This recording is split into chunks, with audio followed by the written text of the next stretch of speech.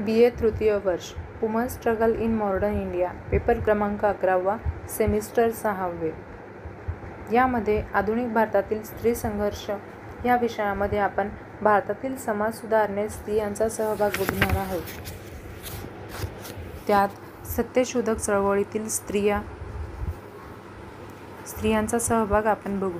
त्यामध्ये भारतातील स्त्रीमुक्तीची चळवळीची सुरुवात ही सत्यशोधक चळवळीने झालेली आपणास दिसते. स्त्रीमुक्तीचा विचार म्हणजे स्त्रियांचे शोषण करणाऱ्या संस्थांच्या विरोधातील विचार हा होता. त्यामध्ये महात्मा फुले यांनी स्त्री-पुरुष समानता आणण्यासाठी विचार मांडून कृती देखील केली होती. पुरुषसत्ताक जातीय व्यवस्था व धर्मसंस्था यांच्याकडून स्त्रियांचे शोषण कसे होते हे सत्यशोधक चळवळीने मांडलेले आपणास दिसते. त्यामध्ये सर्व सत्यशोधकांचा स्त्रियांबाबतचा दृष्टिकोन उदार असल्याचे दिसते. त्यांचा दृष्टिकोन हा सुधारणावादी होता. दलित मजूर स्त्रियांना आत्मभान, आत्मसन्मान सत्यशोधक चळवळीतून मिळाला होता. या चळवळीचे नेते नारायण लोखंडे यांनी गिरणी कामगार स्त्रियांना न्याय मिळवून दिला होता. सत्यशोधक चळवळीतील स्त्रिया सावित्रीबाई फुले, ताराबाई शिंदे यांच्या व्यतिरिक्त सत्यशोधक चळवळीतील इतर काही स्त्रियांनी देखील योगदान दिलेले होते. त्यामध्ये सगुणाबाई क्षीरसागर, फातिमा शेख, सावित्रीबाई रोडे, तानुबाई बिर्जे, मुक्ता साळवे, लक्ष्मीबाई पाटील, पार्वती महाधड, कमलताई विचारे, लक्ष्मीबाई नायडू, विमलताई देशमुख, नलिनी लडके या स्त्रियांचा सहभाग देखील सत्यशोधक चळवळीत आपणास दिसतो. सत्यशोधक चळवळ ही स्वाभिमान चळवळ या उलट 1820 ते 50च्या दरम्यान ब्राह्मो समाज, प्रार्थना समाज, आर्य समाज, थिओसॉफिकल सोसायटी यासारख्या समाजसुधारक संघटनांचे नेतृत्व शहरी व उच्चवर्गीय उच्च जातीय पुरुषांकडेच होते. पण तसे असले तरी या संघटनांच्या नेत्यांमुळे अनेक स्त्रियांना सुधारणांचे फायदे मिळाले.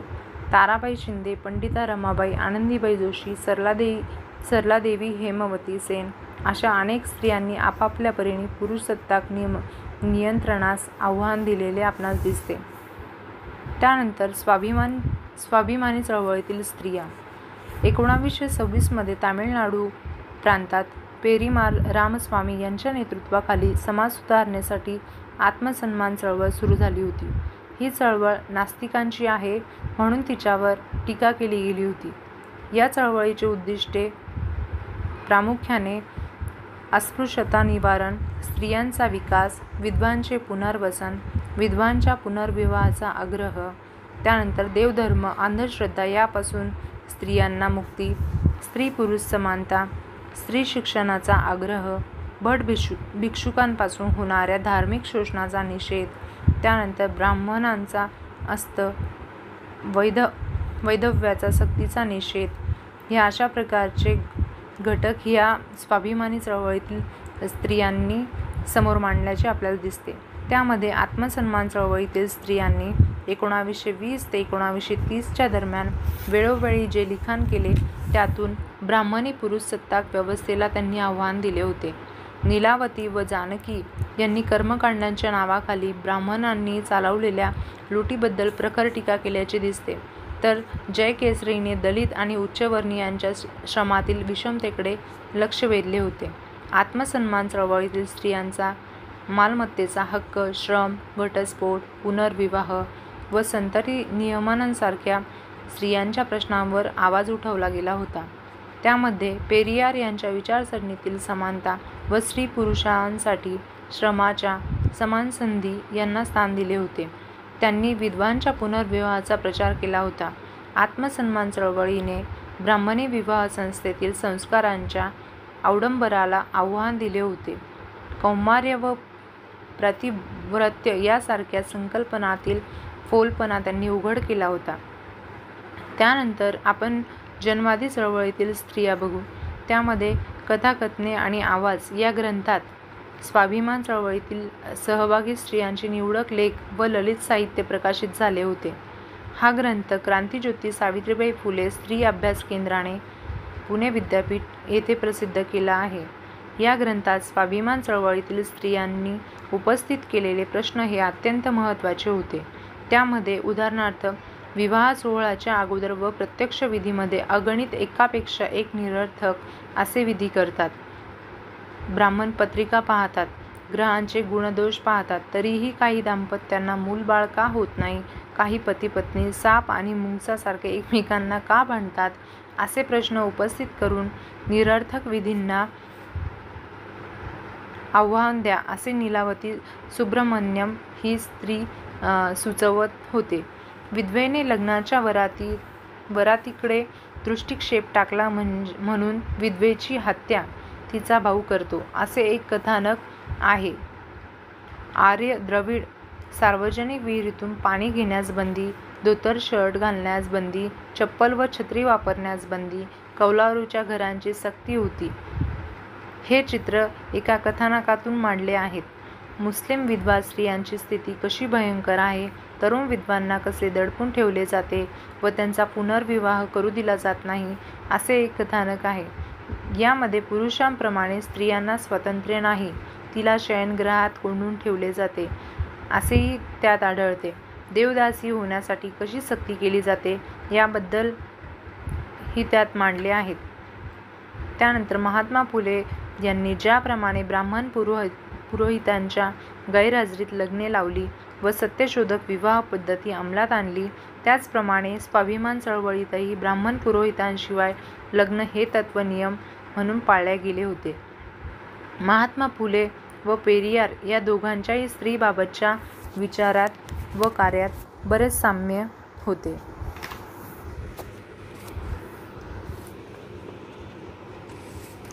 त्यानंतर दलित हे जातीव्यवस्थेच्या उत्तरंडीत सर्वात तळाशी असलेला जातीसमूह होता. जातीव्यवस्थेच्या ब्राह्मणी कायद्यान्वये त्यांना होता. एवढेच नव्हे तर माणूस म्हणून जगण्याचे सर्व अधिकार त्यांना नाकारण्यात आले होते. या दलित जातीच्या अपरिमित शोषणावर बऱ्याच मोठ्या प्रमाणावर ब्रिटिश पूर्व जातीव्यवस्थेचा डोलारा आधारलेला आपल्याला दिसतो. उच्च जातीय स्त्री मानघरात बंदिस्त होती. तिला सती, विधवा केशवपण, विधवा विवाहास बंदी, बालविवाह अशा प्रश्नांना सामोरे जावे लागत होते. दलित स्त्रियांच्या तुलनेत हे प्रश्न कमी व भेडसावत नसले तरी दलित स्त्रीचे शोषणाचे वास्तव्य वेगळे असलेले आपणास दिसते. दलित स्त्रीला कुटुंबाच्या गाडा चालवण्याचा प्रचंड श्रम करावे लागत असे. हे श्रम करत असताना उच्च जातीय पुरुषांच्या बलात्काराचा बळीही त्यांना व्हावे लागत असे. यावरून स्वकुटुंबांतर्गत पुरुषसत्तेलाही तोंड द्यावे लागत असे. म्हणजेच दलित स्त्रीला अत्याचार व शोषणाविरुद्ध लढाई जीवनाच्या अनेक क्षेत्रात व वेगवेगळ्या पातळ्यांवर करावी लागत असल्याचे आपणास दिसते. 19व्या शतकाच्या भारतात ब्रिटिशांचा अंमल सुरू झाला. ब्रिटिशांनी भारतात भांडवली कायदा लागू केला होता. त्यामुळे काही प्रमाणात तरी वा किमान औपचारिक पातळीवर तरी ब्राह्मणी कायद्यांचा प्रभाव कमी झाल्याचे आपणास दिसते. त्यानंतर परिणामी दलितांना एका बाजूला शिक्षणाचे दरवाजे हे उघडलेले आपणास दिसतात, तर दुसऱ्या बाजूला सैनिकी पेशांसारख्या नोकरीच्या संधीही काही प्रमाणात उपलब्ध झाल्या होत्या. यातूनच दलित जातीमध्ये स्वउन्नतीची प्रेरणा निर्माण झालेली आपणास दिसते. त्यात अडथळा ठरणाऱ्या जातीव्यवस्थेविरोधी दलित चळवळ यामुळे लवकर जन्माला आली होती. त्यानंतर डॉ. बाबासाहेब आंबेडकरांनी दलित चळवळीतील वैचारिक आधार दिला होता. तसेच तिला संघटनात्मक ढाचा प्रदान केला होता. विशिष्ट उद्दिष्टे, कार्यक्रम, आंदोलनाच्या माध्यमातून दलित चळवळीचा जनाधार वाढविला होता. असे असले तरी दलित चळवळीतील संस्थापक किंवा डॉ. आंबेडकरांचे पूर्वसुरी म्हणून गोपाळबाबा व गलंक आणि शिवराम जानबा कांबळे यांची नावे पुढे येतात. त्यानंतर डॉ. बाबासाहेब आंबेडकरांनी स्त्री प्रश्नांची मांडणी केलेली आहे. यामध्ये डॉ. आंबेडकरांनी त्यांच्या लिखाणामध्ये स्त्री प्रश्नांची मोठ्या प्रमाणावर चर्चा केली आहे. परंतु नंतरच्या अभ्यासकांनी व काही प्रमाणात प्रत्यक्ष चळवळींनीही त्यांच्या लिखाणातील इतर बाजूंचा अभ्यास करताना स्त्री प्रश्नाच्या मांडणीकडे मात्र दुर्लक्ष केलेले आपणास दिसते. त्यानंतर अलीकडील काळात मात्र त्यांच्या स्त्री प्रश्नाविषयक मांडणीची चर्चा अकॅडमिक वर्तुळात व चळवळीत केली जाताना दिसून येत आहे. डॉ. आंबेडकरांनी स्त्रीदास्याचा विचार जातीव्यवस्था व पितृसत्ताक यांच्या संदर्भात केलेला आहे. त्यांनी स्त्रिया या जातीव्यवस्थेचा प्रवेशद्वार आहे असे विधान त्यांचे हे विधान प्रसिद्ध झालेले आहे. स्त्रियांवर अधिकाधिक बंधने लादून जातीव्यवस्था जन्माला घालण्यात आली व ती दृढ करण्यात आली. या आपल्या प्रतिपादनाच्या पुष्ट्या त्यांनी जात्यांतर्गत विवाहाचा दाखला दिला आहे. त्यांच्या मते जातीव्यवस्थेचे प्रधान वैशिष्ट्य हे जात्यांतर्गत विवाह पद्धती हेच होते. ज्या समाजामध्ये सर्वत्र विवाह पद्धती रूढ असते तेथे जाती अस्तित्वात नसतात. तसेच स्वगटाबाहेर विवाह पद्धती रूढ असणाऱ्या समाजातही जाती अस्तित्वात येऊ शकत नाही. स्वगटांतर्गत विवाह करणाऱ्या रूढीतूनच जाती जन्माला आल्या आहेत. स्वगटाबाहेर किंवा जातीबाहेर लग्न होऊ नये यासाठी आंतरजातीय विवाहावर निर्बंध लादण्यात आले होते. त्यातून जातीबाहेर विवाह वा संबंधाची शक्यता निर्माण होते. या शक्यतेवर मात करण्यासाठी सतीप्रथा, सक्तीचे वैधव्य, सक्तीचे ब्रह्मचर्य, बाल जठर विवाह हे उपाय योजण्यात आलेले दिसतात. यात स्त्रियांच्या लैंगिकतेतून पतीच्या मृत्यूनंतर ती परजातीय पुरुषाशी संबंध ठेवेल व जातीचं अस्तित्व धोक्यात येण्याची भीती दिसते. या भीतीतून मग स्त्रियांवर वरील अमानुष व क्रूर रूढी लादण्यात आलेल्या दिसतात. अशा प्रकारे डॉ. आंबेडकरांनी सतीप्रथा व सतीच्या विधवेशी संबंध जातीव्यवस्थेच्या उदय व रक्षणाशी ते जोडतात. वाढीव स्त्रीची समस्या सोडवण्यासाठी स्त्रियांवर भीषण हिंसा लादण्यात आली होती. परंतु वाढीव पुरुषाची समस्या सोडविताना मात्र उदार दृष्टिकोन स्वीकारण्यात आलेला दिसतो. अशा विदुर पुरुषाने सक्तीचे ब्रह्मचर्य पाळण्याची अपेक्षा ठेवण्यात आली. परंतु पुरुष जातीच्या संपन्न अवस्थेमध्ये महत्त्वाची भूमिका बजावत असल्याने त्यांना लहान मुलींशी विवाह करण्याची संमती देण्यात आली होती. अशा प्रकारे वाढीव स्त्री पुरुषांची समान समस्या सोडविताना विषम व्यवहार केला गेला होता. येथे जातीव्यवस्था व पितृसत्ता याचा एकात्म व्यवहार स्पष्ट होते व यानंतर एकात्मतेवर डॉ. आंबेडकर यांनी अचूक बोट ठेवलेले आपल्यास दिसते. जातीव्यवस्थेचा मनोरा स्त्रियांवर बंधने लादूनच भक्कम करण्यात आला होता. म्हणजेच आंबेडकर यांनी स्त्रिया या जातीव्यवस्थेचे प्रवेशद्वार आहेत असं म्हटलेले योग्यच ठरते. डॉ. आंबेडकरांनी स्त्रियांच्या दास्यासाठी ब्राह्मणी संस्कृतीस जबाबदार ठरवले आहे. The rise and fall of Hindu women, Hindu स्त्रियांची उन्नती व अवनती या पुस्तकामध्ये हिंदू स्त्रियांच्या पतनास जबाबदार ब्राह्मणी संस्कृती, संहिता व धर्मवचनांची ते चिकित्सा करतात. मनुस्मृतीने विवाह, वारसा, विधवा पुनर्विवाह, स्त्रियांचे आदर्श, सहभोजन, स्त्रियांचे समाजातील स्थान याविषयी विविध कायदे तयार केले होते. तिच्या स्वभावाचे विकृत चित्रण करून त्यांना चंचल वासनेच्या आहारी जाणाऱ्याचे ठरवले. त्यांना ताब्यात ठेवण्यासाठी पुरुषांना सूचना केल्या. डॉ. बाबासाहेब आंबेडकरांनी हे मनोलिखित सर्व कायदे शूद्राधिशूद्र आणि पशु ठरवणारे असल्याचे प्रतिपादन केले होते. जातीव्यवस्था, पितृसत्ताक समाज व जात पंचायतीचे संस्थात्मक यंत्रणा उभी करण्यात आली होती. हरियाणामध्ये रवाब पंचायतीने अस्तित्व हे त्यांचेच प्रतीक आहे. ऑनर किलिंगच्या शेकडो केसेस जात पंचायतीची सत्ता अधोरेखित करतात. उत्तर भारतात इतरत्रही जाती पंचायती अजूनही अस्तित्वात आहेत. मनुस्मृतीने स्त्रियांना व्यभिचारी ठरवले. ती स्वातंत्र्याला लायक नसल्याचे ठरवून तिच्यावर कडक नियंत्रण ठेवण्याची शिफारस केली आहे. तिला आर्थिक दासत्य ठेवलेले होते. तिचा सार्वजनिक अवकाश काढून घेतला होता. डॉ. बाबासाहेब आंबेडकरांनी मनुस्मृतीची चिकित्सा करताना जातीव्यवस्था व पितृसत्ता याचा अंतर्गत संबंध उलगडून दाखवला होता. स्त्रियांच्या दास्य विमोचनासाठी या आंतरसंबंधाची दखल घेण्याची गरज त्यांनी ओळखलेली होती. म्हणूनच त्यांनी 25 डिसेंबर 1927 रोजी मनुस्मृतीचे सार्वजनिक दहन केले होते. दलित महिला आघाडी, विकास वंचित संघटना, सत्यशोधक महिला संघटना, क्रांतिसिंह नाना पाटील अकादमी या संस्था संघटनांनी 25 डिसेंबर मनुस्मृती दहन दिन हा भारतीय स्त्रीमुक्ती दिन म्हणून साजरा करण्याची भूमिका घेऊन त्या संदर्भात प्रबोधन करण्याचा प्रयत्नही केला आहे. डॉ. बाबासाहेब आंबेडकरांनी दलित स्त्रियांमध्ये जातीपितृ सत्ता अंतक अस्मिता उभारणीचा प्रयत्न केला. महाडच्या चौदार तळ्याच्या सत्याग्रहात सहभागी झालेल्या स्त्रियांसमोर केलेले भाषण हे त्याचेच प्रतीक आहे. या भाषणात त्यांनी प्रतिपादन केले होते, खरे म्हटले असता अस्पृश्यता निवारणाचा प्रश्न पुरुषांचा नसून हा स्त्रियांचाच आहे.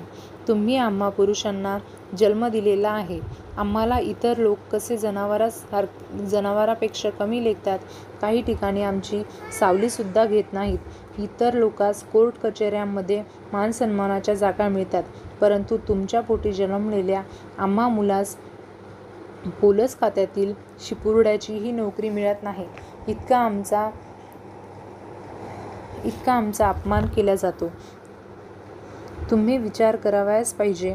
ब्राह्मणांच्या स्त्रियात जेवढे शील आहे तेवढे शील तुमच्यात आहे का?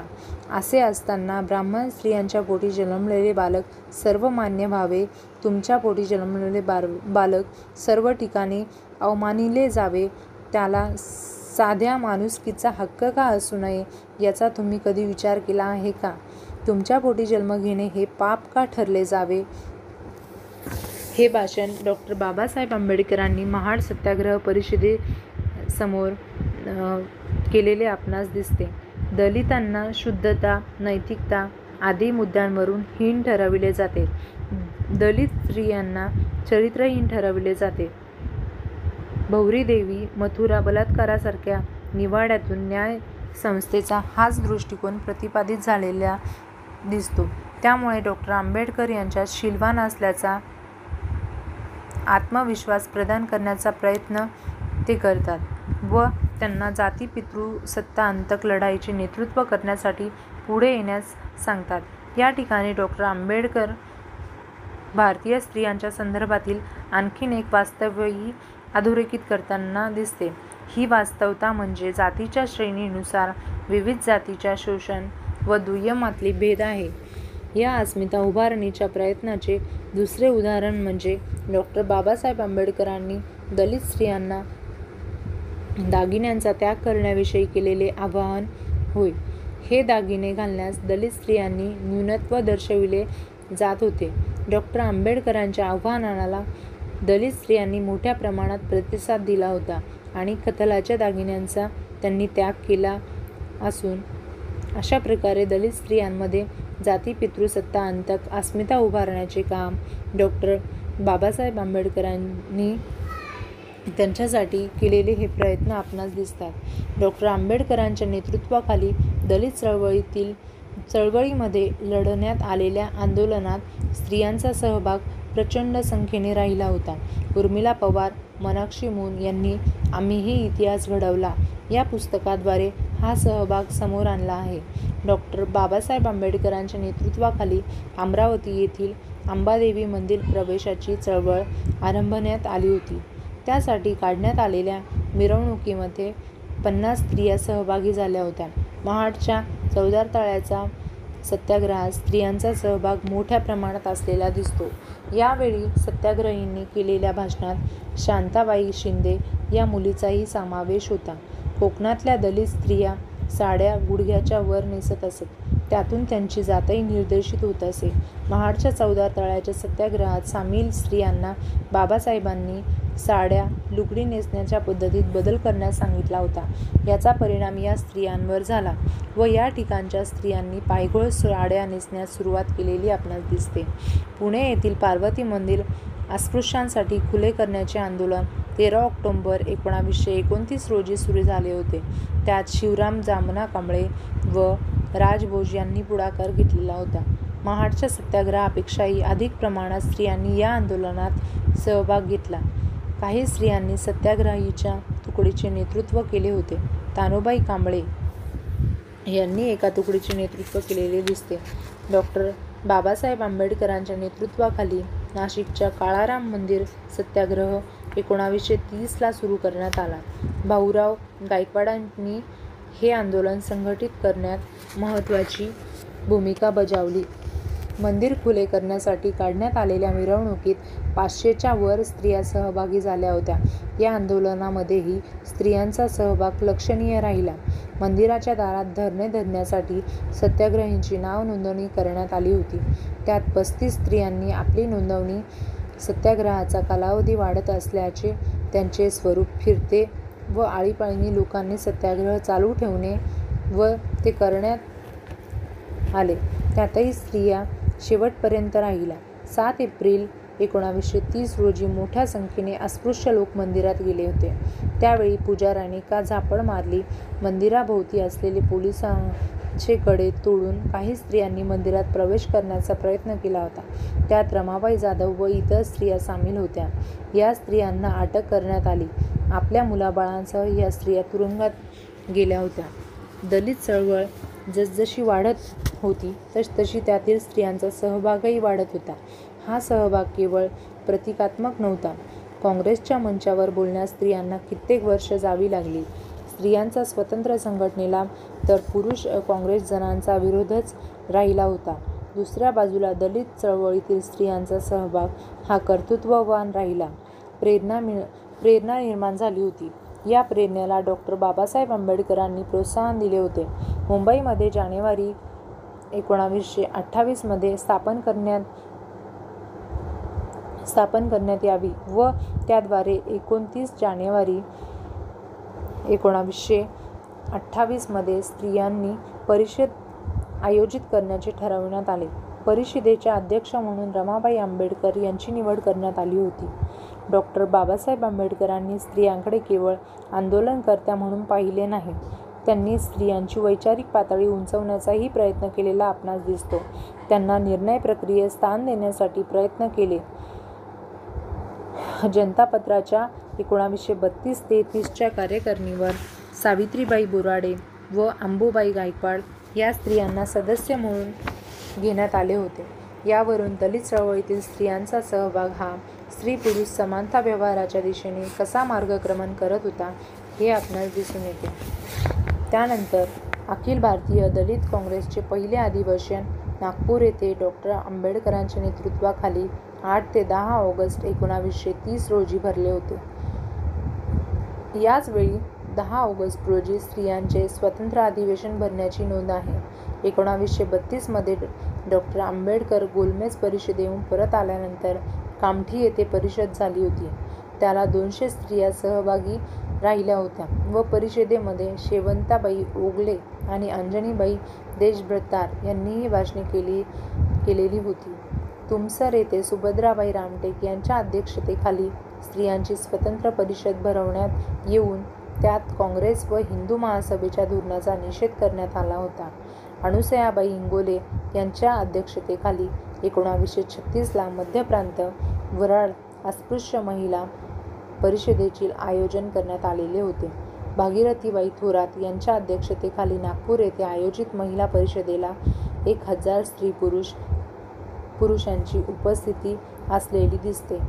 15 एप्रिल 1936ला मनमाडला गंगूबाई गांगुर्डे यांच्या अध्यक्षतेखाली तर धरमपेठ नागपूर येथे 1 जानेवारी 1938 रोजी अस्पृश्य स्त्रियांची सभा भरवण्यात आली होती. डिसेंबर 1937 मध्ये आयोजित अखिल भारतीय महिला परिषदेत जाईबाई चौधरी व इतर स्त्रियांना पंक्तीत दूर बसवून त्यांचा अपमान करण्याच्या घटनेचा निषेध करण्यात आला होता. अंजनीबाई देशभ्रतार व सुखबाई मेश्राम यांनी या संदर्भात भाषणे केली होती. याच परिषदेत रमाबाई आंबेडकर महिला संघाची स्थापना करण्यात आली. सुलोचनाबाई डोंगरे यांच्या अध्यक्षतेखाली 20 एप्रिल 1940ला उमरखेड येथे उमरेड तालुका महिला परिषद आयोजित करण्यात आली होती.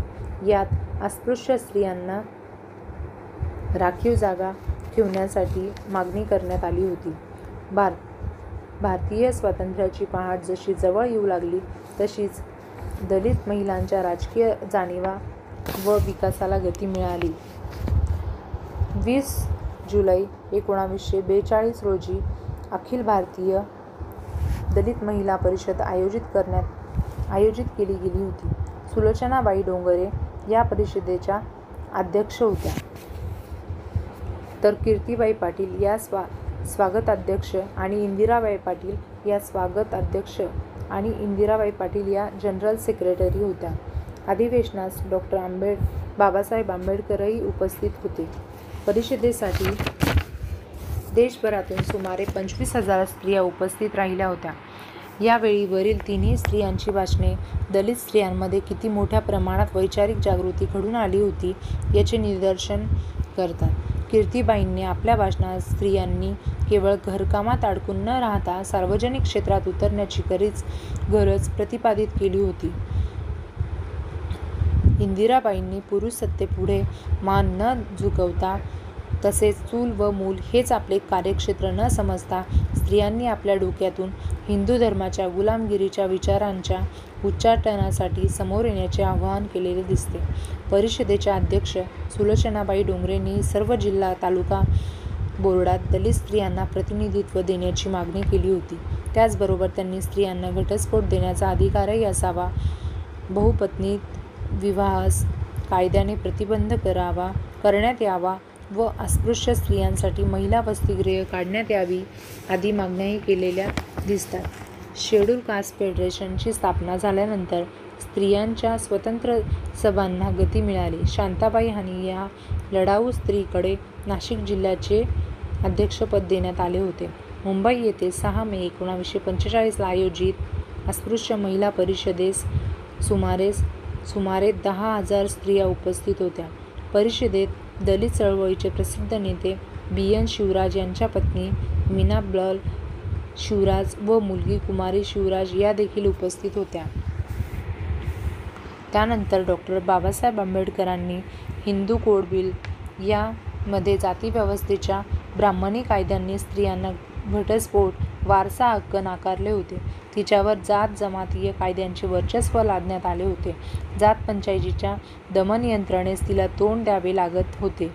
भारतीय स्त्रीला जातीच्या सरंजामी कायद्यातून सोडवून किमान भांडवली कायद्याचे संरक्षण मिळावे या हेतूंनी डॉ. आंबेडकरांनी हिंदू कोड बिल मांडले होते. यातून स्त्रियांना जे स्वातंत्र्य मिळणार होते त्यातून जाती व्यवस्थेला हादरे बसतील, तिचे विवाहविषयक बंधनांचे नियम ढिले होतील अशी डॉ. बाबासाहेब आंबेडकरांची अपेक्षा होती. परंतु प्रचंड विरोध व त्यापुढे पंडित नेहरू यांनी सरकारची कचखाऊ भूमिका यामुळे बिल संसदेत मांडण्यात आले नाही. डॉ. आंबेडकरांनी त्याच्या निषेधार्थ आपल्या कायदेमंत्रीपदाचा राजीनामा दिला होता. डॉ. आंबेडकरांच्या नंतर दादासाहेब गायकवाडांनी भूमिहीनांचे विराट जनआंदोलन उभारले होते. स्वातंत्र्योत्तर भारतातील सर्वात मोठ्या जनआंदोलनांपैकी ते एक आहे. लाखो भूमिहीन लोक जमिनीच्या मागणीसाठी आंदोलनात उतरलेले दिसतात. या आंदोलनात पुरुषाव्यतिरिक्त काही स्त्रियांचाही समावेश होता. स्त्री-पुरुषांनी तुरुंग भरल्या गेले होते. पोलिसांचा अत्याचार सहन करूनही स्त्रिया मागे सरल्या नाहीत. दलित चळवळ व विशेषतः दलित स्त्रियांच्या इतिहासातील हे आंदोलन एक मैलाचा दगड आहे. जातीव्यवस्थेने दलितांना जमीन नाकारली. जमिनीची भौतिक उन्नतीची आकांक्षेने दलित स्त्रियांना या आंदोलनात उतरविले होते. तात्पर्य या सत्यशोधक व ब्राह्मणेतर चळवळीने भारतातील स्त्रीमुक्तीची पायाभरणी केल्याचे आपणास दिसते. तिला व्यापक करण्याचे काम दलित चळवळीने केले होते.